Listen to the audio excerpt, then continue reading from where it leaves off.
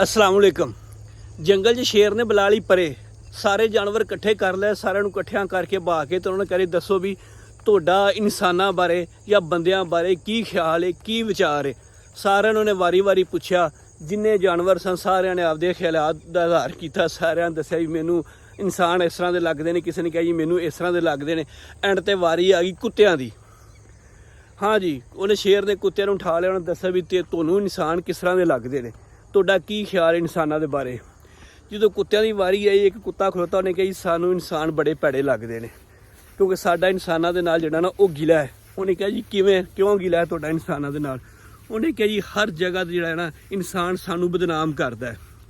ਜਦੋਂ ਕਿਤੇ ਆਪ 'ਚ ਲੜਨਗੇ ਤੇ ਉਹ ਨਾਂ ਵਿੱਚ ਸਾਡਾ ਬਦਨਾਮ ਕਰਦੇ ਨੇ। ਆਂਦੇ ਚੁੱਪ ਕਰ ਕੁੱਤਿਆ, ਜੇ ਕੋਈ ਭੈੜਾ ਬੰਦਾ ਕਿਤੇ ਮਰ ਜਾਏਗਾ ठीक है, उन्हें वाधा घाटा होए तो आखणगे वेख्या मरिया कुत्ते की मौत, फिर भी सानू विच बदनाम करते हैं। तो इस करके जिहड़ा ना साडा इंसानां दे नाल गिला है। वो शेर आंदा भी तुसीं इंसानां दा भैड़ा करदे होवोगे, कोई भैड़ा कीता होना जिथे तुहानूं हर जगह ते बदनाम करदा है। कुत्तियां दे नहीं, असीं तां सगों इंसान दे नाल वफा करने आ, असीं उहदा भैड़ा नहीं करदेगे। असीं तां जिंदे कोलों एक वारी रोटी खा लईए ना उहदे भी पैर चटने आ, वो भी नहीं भुलदे। तो इंसान सारी रात सुता रहिंदा ते असीं उहदे घर दी राखी करदे आ, ते फिर भी जिहड़ा ना वो सानू बदनाम करदा है। शेर ने जदों इन्नी गल सुनी ना तो फिर आंदा फिर मेरे वाल वेखो वेखो, मैं इंसानां नूं खा जाना, मेरे जेहड़े कोई हत्थे चढ़े मैं नहीं छड्डदा।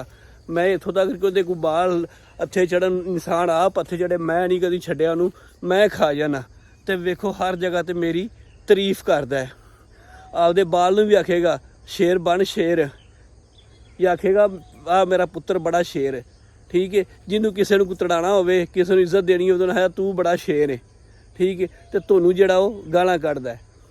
ये अगों आंदा कि इंसान दी ये फितरत है, बल्कि इंसान दी भैड़ी फितरत है कि वो जिहड़ा बंदा उन्होंने दबाएगा, जिहड़ा उन्होंने जिहड़ा ना जिस तरह ना डांग दे के रखेगा, उन्होंने वो बड़ा सलाम करेगा, उन्होंने इज्जत देगा। तो जिहड़ा शरीफ बंदा उन्होंने खलोण नहीं देगा। तुसीं अपने आले दुआले वेख लो कि वाकई इंज कि जिहड़ा शरीफ बंदा है उन्होंने इत्थे मुआशरे 'च खलो नहीं देने, उन्होंने मखौल करनगे, उन्होंने छेड़नगे, आखणगे तां अल्लाह लोक या होर है सीधा है। तो जिहड़ा जरा अगों सीधा आवेगा तुन के रखेगा उन्होंने सलामा करनगे। जरा तुसीं भी आपदे ख्याल दा इज़हार करो, दसो हाँ कमेंट्स दे विच कि वाकई इंज अल्लाह पाक तुहानूं सारिआं नूं सलामत ते खुश रखे। वीडियो चंगी लगे तो लाइक ते शेयर अगे लाजमी कर दिया जे।